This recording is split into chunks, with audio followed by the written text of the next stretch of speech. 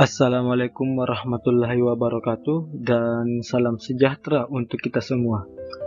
Kita kembali lagi di mata kuliah kartografi dan penginderaan jauh, di mana pada minggu ke-11 ini kita akan melanjutkan materi pada minggu lalu, yaitu konsep resolusi citra satelit penginderaan jauh. Kembali lagi saya ingatkan bahwa definisi dari resolusi adalah kemampuan suatu sistem optik elektronik untuk membedakan informasi yang secara spasial berdekatan atau secara spektral mempunyai kemiripan. Di sini kita tekankan bahwa resolusi itu garis besarnya ialah membedakan informasi. Jadi jika kalian ditanya nanti sebenarnya definisi dari resolusi itu apa? Jadi tinggal ingat saja, resolusi itu ialah membedakan informasi. Nah, konsep resolusi yang kita pelajari pada minggu lalu ialah resolusi spasial dan resolusi spektral, di mana konsep resolusi itu terbagi atas 4, ialah spasial, spektral, radiometrik, dan temporal. Pada minggu ini kita akan mempelajari tentang konsep resolusi radiometrik dan konsep resolusi temporal.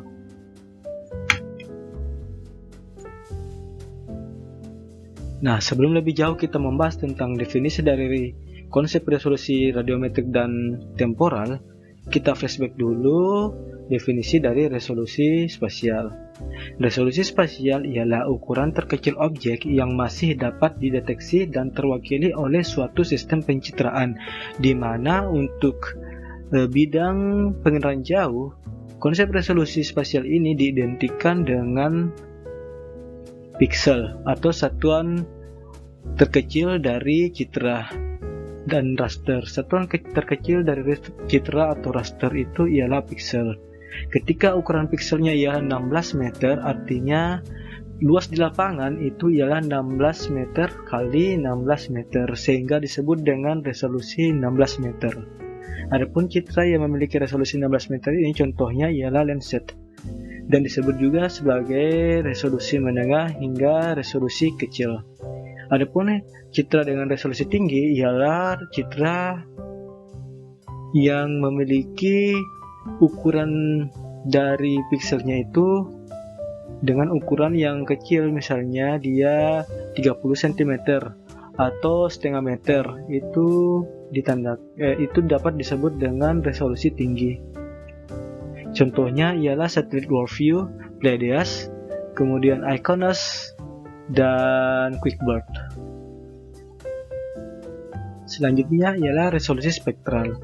Resolusi spektral ialah kemampuan suatu sistem optik elektronik untuk membedakan informasi objek berdasarkan pantulan atau pancaran spektralnya, di mana setiap objek itu memiliki karakteristik pancaran spektral yang diterima dari radiasi matahari berbeda-beda ketika objek itu menyerap radiasi tersebut, dan berbeda-beda sifat objek untuk memantulkannya. Misalnya kita ketahui bahwa sifat dari cahaya itu ada 3, diteruskan, diserap, dan dipantulkan.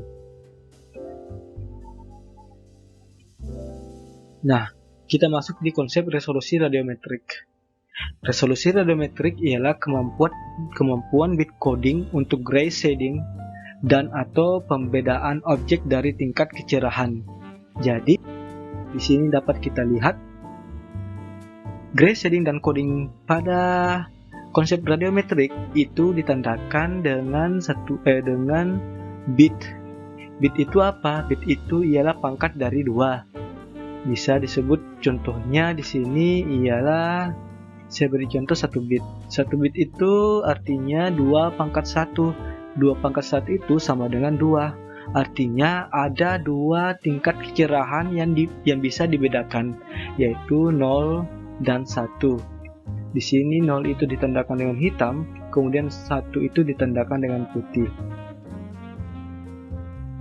Selanjutnya saya beri contoh lagi ialah 4 bit. 4 bit ini artinya ialah 2 pangkat 4 sama dengan 16. Artinya ada 16 tingkat kecerahan.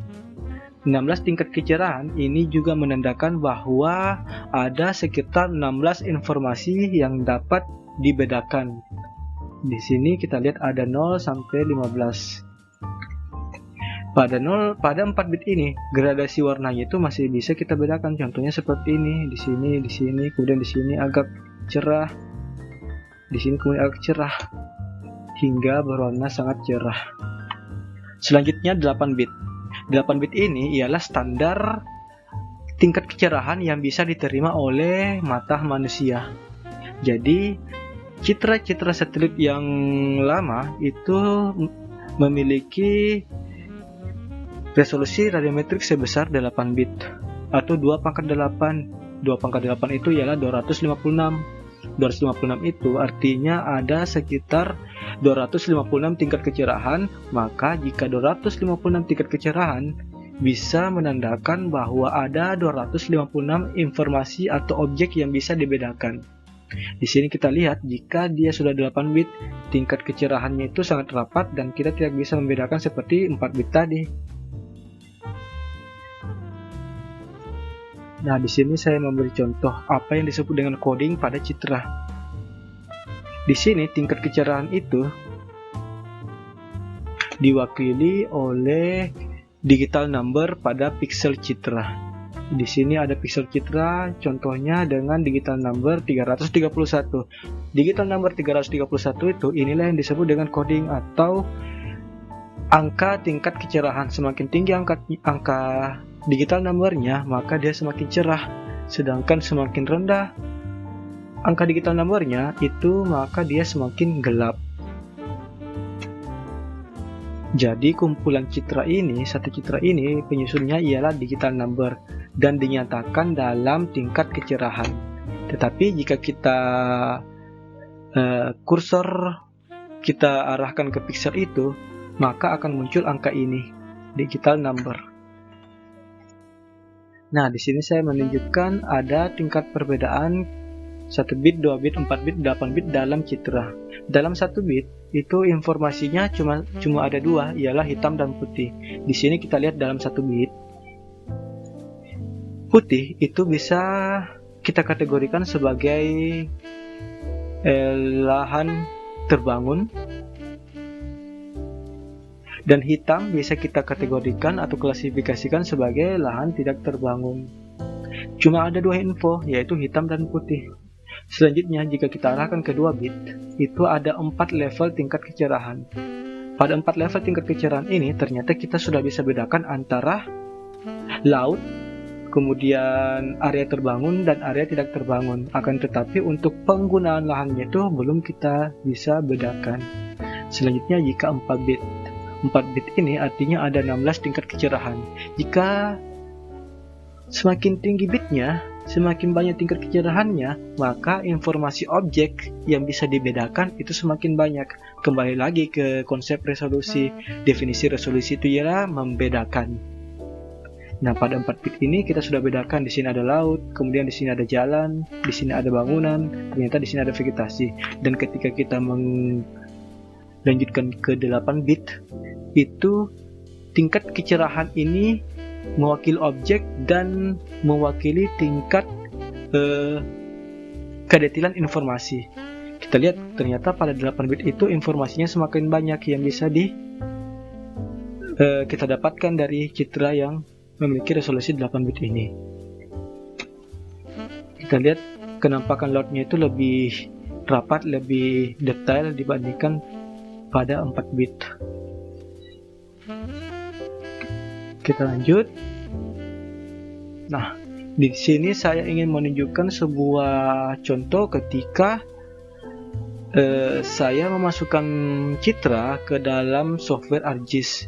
Di sini saya ingin menunjukkan ketika citra itu dimasukkan ke dalam ArcGIS akan diwakili dengan sebuah angka atau coding. Kita lihat.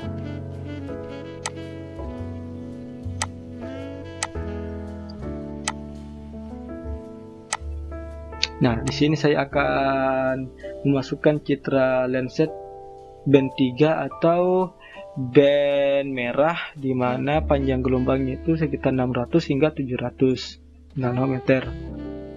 Nah, ini yang saya ingin tunjukkan. Ketika kita memasukkan citra, ada angka di sini.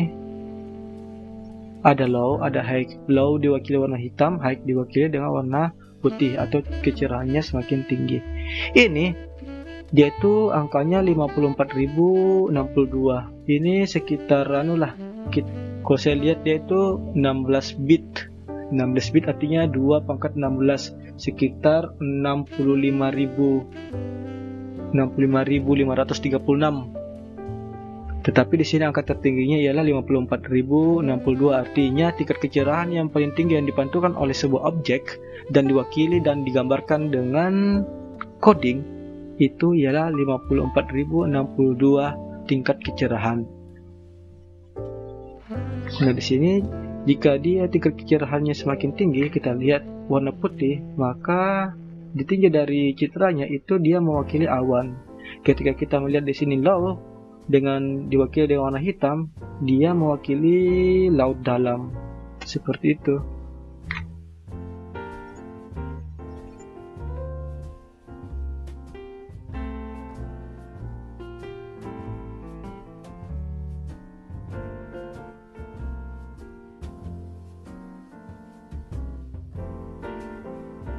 Nah, di sini saya mengambil juga sebuah contoh ketika ada citra 4 bit dengan 8 bit. Di sini 8 bit itu kita lihat bahwa tingkat kecerahannya itu sangat baik dibandingkan 4 bit. Kemudian kita bisa mengambil lebih banyak informasi objek dibanding dengan 4 bit. Contohnya di sini warna lautnya di sini berbeda dengan warna laut di sini.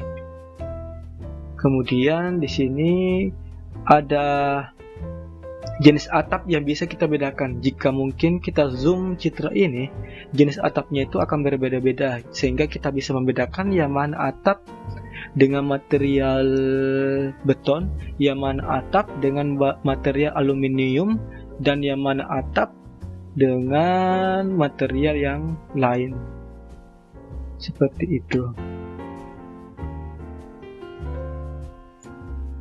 Nah, selanjutnya kita memasuki konsep resolusi temporal.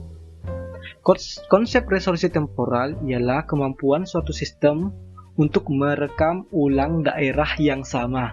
Di sini kita marking lagi garis-garis besar dari definisi resolusi temporal, ialah merekam ulang daerah yang sama. Di sini akan saya perlihatkan contoh. Nah, ini bumi. Di sini nanti kita lihat bahwa ada bagian siang di sini, kemudian ada bagian malam di sini. Bumi akan berputar, kemudian satelitnya akan memutar seperti ini. Satelit akan cahaya matahari akan memantulkan radiasi dari objek, kemudian ditangkap oleh satelit. Ketika tidak ada, misalnya satelitnya di sini dan tidak ada cahaya matahari, maka tidak ada pantulan objek yang diterima sama satelit, sehingga pada waktu malam satelitnya itu tidak merekam. Satelitnya merekam itu hanya pada waktu siang, dikarenakan satelit ini merupakan penginaran jauh pasif. Penginaran jauh pasif itu menggunakan energi dari luar atau tidak memancarkan energi sendiri. Kita hapus dulu. Oke, saya lanjutkan videonya. Nah, ini yang saya katakan. Satelitnya itu memutar seperti ini. Jadi setiap 99 menit dia memutari bumi. Nah, satelit itu merekamnya seperti ini. Trak, tidak langsung merekam sementara jalan. Dia itu seperti menembakkan. Nah, di sini kita lihat setiap harinya itu dia melewati lintasan yang berbeda, sehingga dia dapat merekam semua permukaan bumi. Lihat, pada hari ke-7 dia belum melintasi daerah yang sama.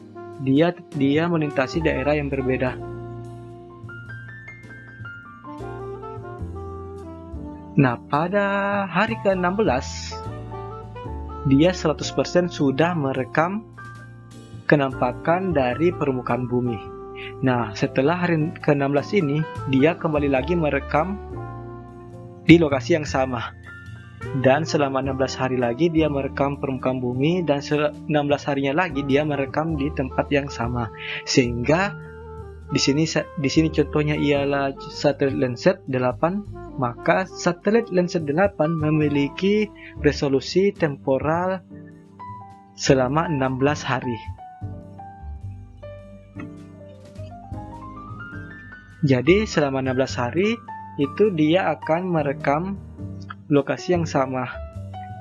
Jadi setelah 16 hari dia merekam di lokasi yang sama.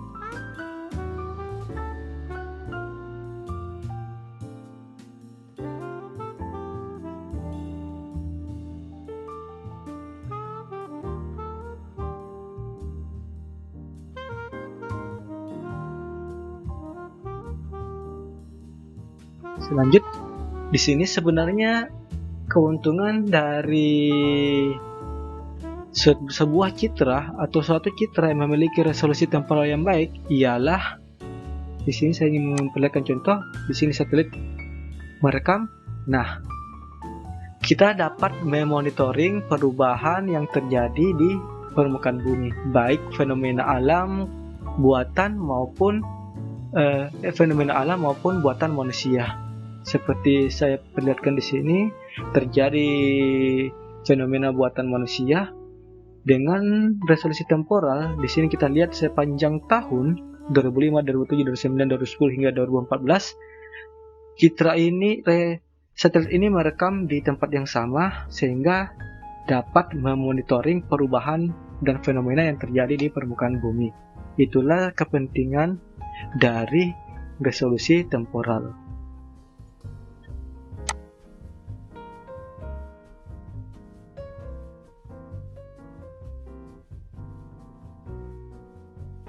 Nah, saya akan mengambil kesimpulan di sini. Jika tadi resolusi temporal itu berkaitan atau sebutannya itu diidentikan dengan hari, misalnya resolusi temporal Landsat ialah 16 hari. Kemudian radiometrik itu diidentikan dengan bit. Jadi jika ditanya resolusi radiometriknya apa, ingat saja kata bit.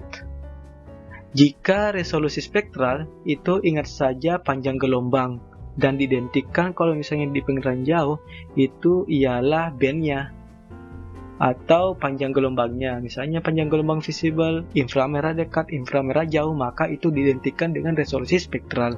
Sedangkan resolusi spasial itu diidentikan dengan piksel. Jika ditanya berapa resolusi spasialnya, 16 meter. 16 meter artinya ukuran pikselnya itu mewakili ukuran di lapangan dengan 16 meter kali 16 meter. Nah, pertanyaannya di sini, mengapa kita tidak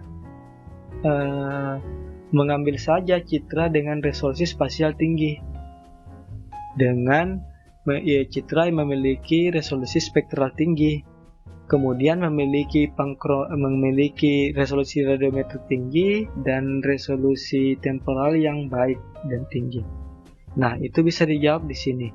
Ketika ada sebuah citra yang memiliki resolusi spasial yang tinggi, resolusi spektral yang tinggi, resolusi radiometrik yang tinggi, dan resolusi temporal yang tinggi, maka harganya juga tinggi. Itu saja yang halangan terbesar ketika kita ingin mencari sebuah citra dengan resolusi yang baik. Di sini kita lihat ada citra World View. World View saat itu hanya menyediakan citra pankromatik dengan resolusi 50 cm. Artinya dia cuma ada satu band. Resolusi spektralnya jelek tetapi resolusi spasialnya bagus.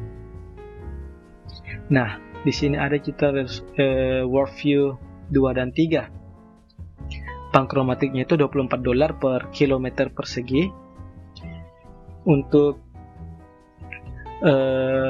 citra multispektralnya yang memiliki resolusi spektral yang tinggi, di sini disediakan 3 band. Yaitu 3 band ini artinya yang disediakan ialah band visible. Kalau kalian masih ingat, band visible itu ialah band hijau, biru, dan merah. Panjang gelombangnya itu sekitar 400 hingga 700 nanometer. Harganya $27 per kilometer persegi.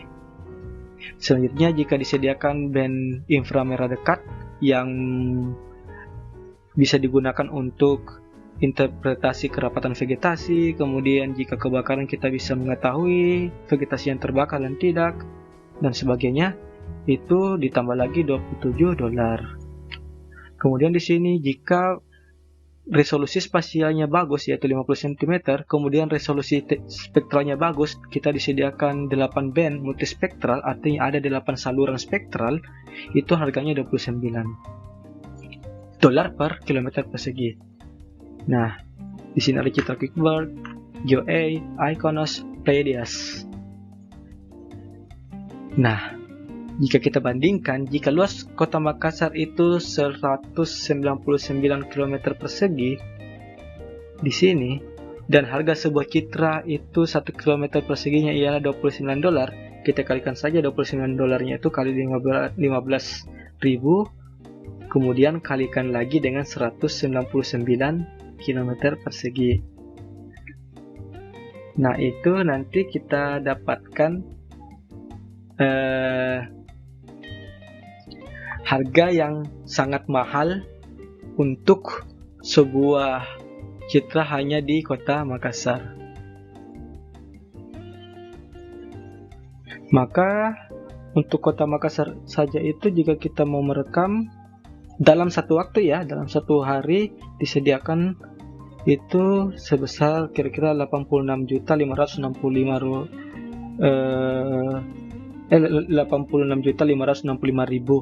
hanya untuk kota Makassar dalam satu waktu. Itu harga yang sangat besar untuk menyediakan citra satelit. Nah, bagaimana jika kita ingin mendapatkan secara gratis? Tentu saja bisa, dan itu disediakan oleh LAPAN.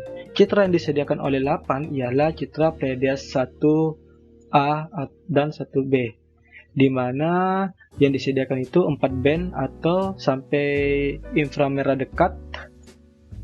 Band inframerah dekat, masalahnya ialah biasanya kita diberi oleh LAPAN itu ketika ada persuratan dari pimpinan daerah, dan biasanya digunakan untuk kegiatan RT RW dan RDTR. Jadi kalian tidak usah pusing ketika mengerjakan RT RW dan RDTR, karena citra itu akan disediakan oleh LAPAN. Tetapi pertanyaannya, bagaimana dengan resolusi temporalnya? Nah, itu pertanyaannya. Jika kita mengambil citra dari LAPAN, citra resolusi tinggi Pleiades dari LAPAN, itu tidak memungkinkan citranya itu citra yang paling baru atau citra yang paling mendekati waktu dan tahun sewaktu kita usulkan.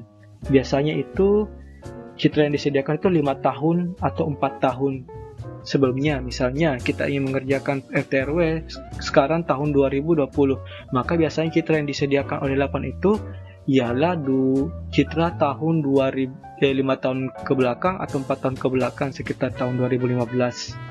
Nah, itu pertanyaannya, mengapa tidak harus kita selalu menggunakan citra yang resolusi tinggi untuk kajian tentang perkotaan, untuk kajian tentang perubahan tutupan lahan di permukaan bumi, atau dinamika dan fenomena-fenomena alam. Nah, setelah tadi kita melihat citra dengan resolusi spasial yang baik, kemudian resolusi spektral yang baik, resolusi radiometri yang baik, resolusi temporal yang baik, tetapi harganya juga sangat baik, sangat tinggi, muncul pertanyaan, apakah ada citra yang gratis? Dan tentu saja ada banyak citra yang gratis. Di sini saya mencontohkan ada 3 citra yang gratis. Akan tetapi tentu saja jika sesuatu yang gratis itu pasti akan ada yang dikorbankan. Di sini pada umumnya citra gratis itu akan mengorbankan resolusi spasial. Pada citra modis itu dapat kita lihat memiliki resolusi temporal 1 hingga 2 hari.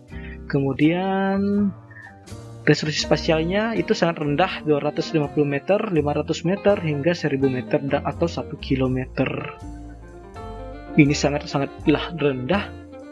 Akan tetapi, kelebihannya ialah dia memiliki resolusi spektral yang sangat baik. Di sini ada 36 band untuk resolusi spektralnya. Dan tentu saja gratis. But, pertanyaannya ialah, apakah ini bisa digunakan? Tentu saja. Tidak mungkin ada sebuah citra yang disediakan, akan tetapi tidak ada konsumennya. Citra modis dengan ukuran spasial yang sangatlah kecil atau sangatlah rendah, itu sebenarnya bisa digunakan untuk kajian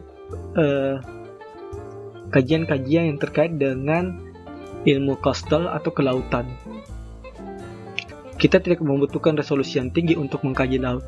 Misalnya citra modis ini bisa melihat fenomena-fenomena yang terjadi di laut secara luas. Apalagi resolusi temporalnya itu 2 hari. Sehingga kita dapat menyimpulkan setiap 2 hari dia bisa melihat dan memantau perubahan yang berada di permukaan bumi. Pada umumnya citra modis ini sering digunakan untuk kajian-kajian klimatologi atau kajian-kajian tentang iklim dan sebagainya. Selanjutnya, citra Landsat yang merupakan citra favorit saya. Di sini ada citra Landsat 5 TM, 7 UTM, dan 8 Oliters. Di sini yang sekarang yang masih beroperasi ialah 8 Oliters. 5 TM dan 7 UTM sudah tidak beroperasi. Kemudian, kita lihat resolusinya. Citra Landsat ini dia memiliki resolusi temporal 16 hari atau akan merekam suatu wilayah setiap 16 hari. Resolusi spasialnya itu resolusi menengah 15 meter hingga 30 meter. 15 meter ini resolusi untuk pankromatiknya, 30 meter ini untuk resolusi citra multispektralnya. Kita lihat untuk resolusi spektralnya dia itu sangat bagus, ada 8 band untuk UTM dan 11 band untuk OLID, di mana ada 3 band yaitu cirrus dan thermal, kemudian ada 1 band untuk pankromatik, sehingga ada 7 band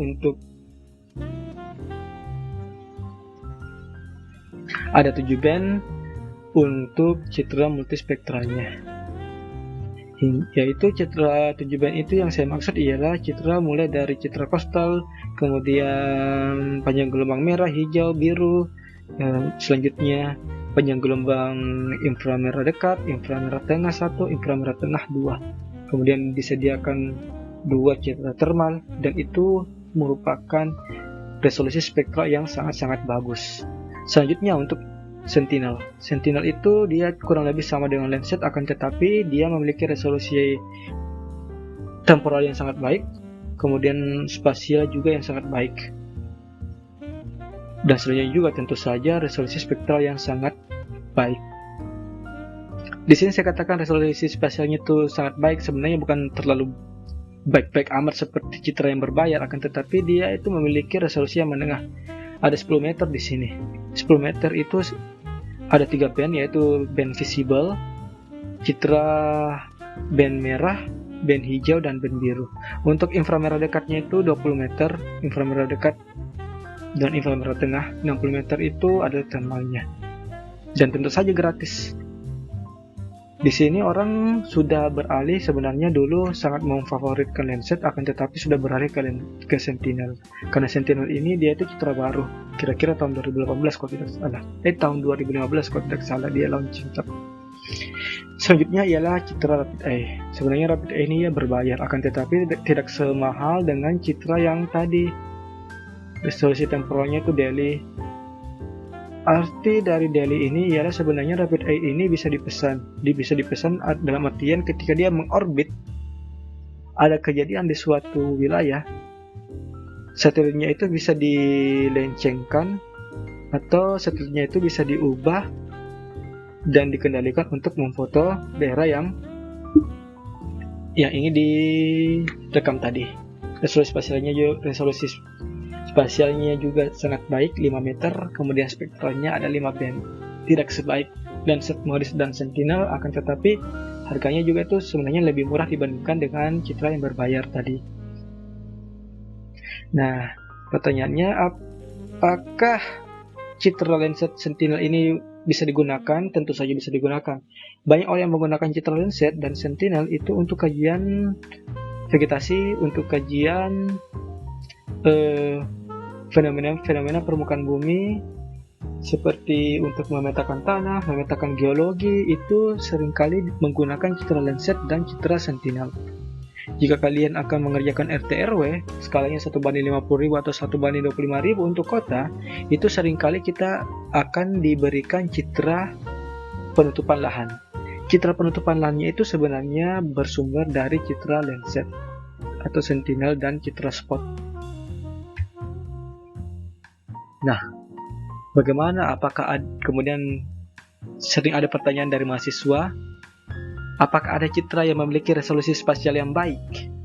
Nah, saya sering katakan ketika ada suatu citra yang gratis, itu pasti ada yang dikorbankan. Tidak mungkin ada citra gratis itu memiliki 4 resolusi yang tinggi, yang memiliki resolusi spasial tinggi, spektral tinggi, kemudian radiometrik tinggi, dan temporal yang tinggi. Pasti ada yang dikorbankan.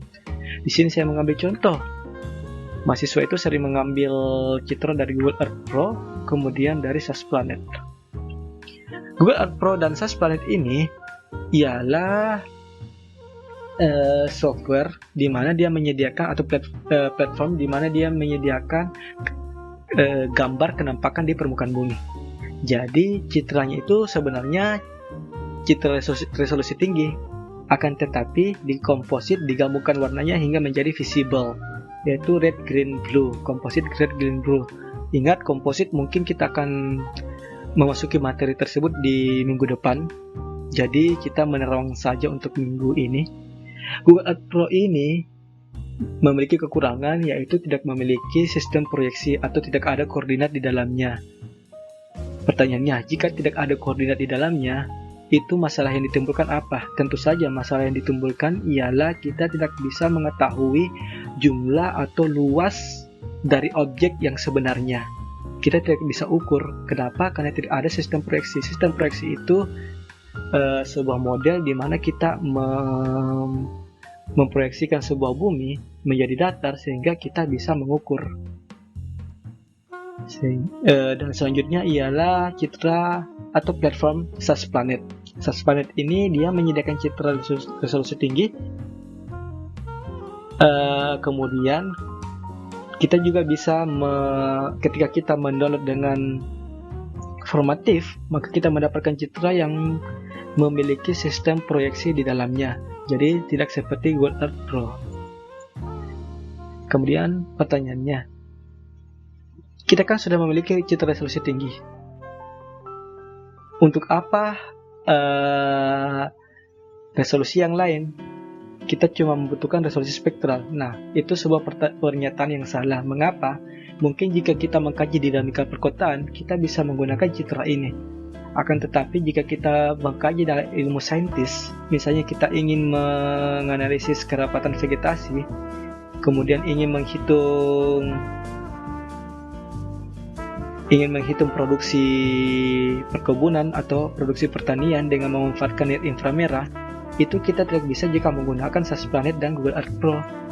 Kenapa? Karena yang disediakan itu cuma sampai panjang gelombang 700 meter atau cuma sampai visible, panjang gelombang visible, tidak memiliki panjang gelombang near infrared. Jadi jangan salah ketika misalnya ada kajian-kajian tentang vegetasi itu tidak pernah menggunakan Google Earth Pro dan SAS Planet. Nah, itu salah satu kekurangan dari Google Earth Pro dan SAS Planet. tidak memiliki band selain dari visible band. Oke, terima kasih. Mungkin cukup sampai hari ini. Maka saya harapkan kalian sudah bisa menguasai tentang 4 konsep resolusi yang tadi, konsep resolusi spektral, spasial, radiometrik, dan multitemporal. Jangan lupa kerjakan kuisnya, dan minggu depan kita akan masuk di materi komposit dari spektral yang dimiliki oleh citra. Cukup sekian, terima kasih. Assalamualaikum warahmatullahi wabarakatuh. Salam sejahtera untuk kita semua, jaga kesehatan, dan sampai jumpa di materi selanjutnya.